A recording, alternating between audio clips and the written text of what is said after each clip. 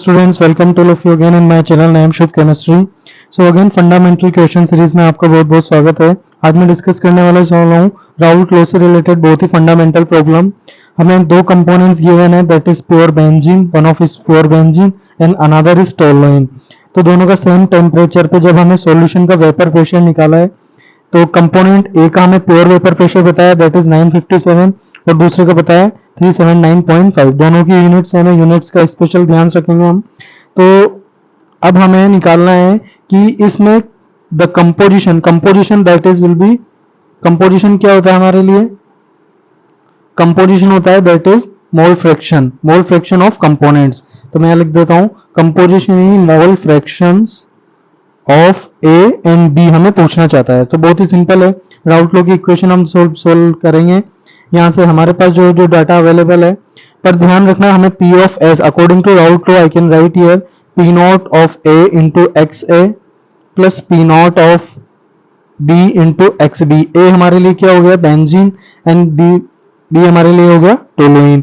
लेकिन हमें pure vapour pressure solution का दिया हुआ नहीं है। 957 हमें P नॉट ए गिवन है, P नॉट बी हमें दिया है 379.5 यूनिट्स है। हमें एक्स ए और एक्स बी को मैं क्या लिख सकता हूँ? हम भी पता है सभी मोल फ्रैक्शन का सम 1 होता है, तो यहाँ से मैं एक्स बी को लिख सकता हूँ that is 1 minus of X A.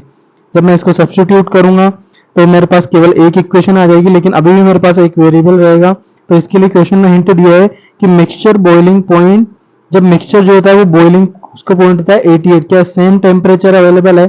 Same temperature है मिक्सचर, यानी कि बॉइलिंग पॉइंट वो पॉइंट होता है जहां पर मिक्सचर का जो वेपर प्रेशर हो जाए वो क्या हो जाए? Equal. Vapour pressure is equal to as a boiling point temperature. अगर तो वो कितना होता है? 1 atm प्रेशर ही होता है। तो ये वजह हमें ध्यान रखनी है, यानी कि सॉल्यूशन का जो हमें वेपर प्रेशर दिया है दैट इज 1 atm।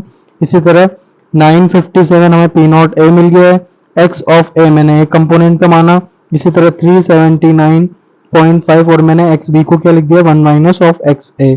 तो जब मैं इस इक्वेशन को सोल्व करूंगा, यहाँ से मेरे पास एक्स ए की जो वैल्यू आएगी that is 0.66 and X B आ जाएगा मेरे पास 0.34। So the answer will be what is the option number A. I hope it is clear to all of you. Thank you so much.